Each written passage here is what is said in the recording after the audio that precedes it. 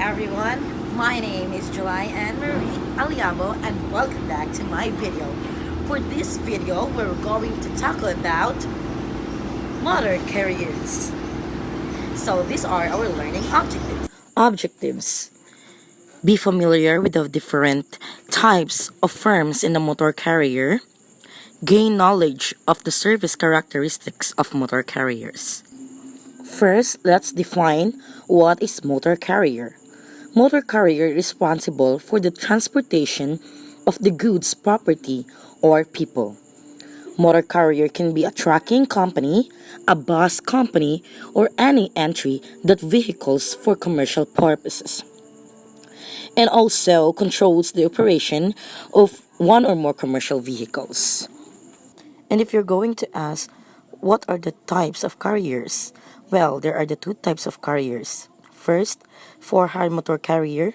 Second, private motor carrier. So if we're going to talk about for-hire carrier, is an entry engaged in the transportation of goods passengers for direct compensation for that activity. And where we're going to talk about private motor carrier, it is an entry that provides transportation of property or passengers by a commercial vehicle. So in most cases, equipment represent the largest operating asset for the type of tractor and maintains with all the different types of location of equipment positioning and economy becomes so critical and successful operations. But in that way, motor carriers rule had a big impact in our economy and it helps very well. And I'm influences also such a holidays or harvest times must also be considered and they can be drastically after demand and it helps every day in our life and makes us easier or easiest as well, and especially when you have a very urgent like that of transportation, and it very helps for us especially to in terms of shipping lines or a lot of works. Terminals.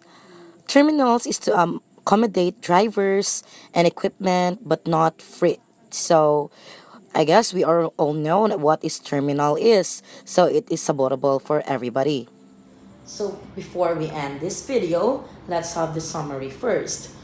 Motor carriers have developed rapidly during 20th century and now represent one of the most important modes of transportation of freight movement in the 21st century. And business or most individuals depend in whole and part upon motor carriers for the movement of goods.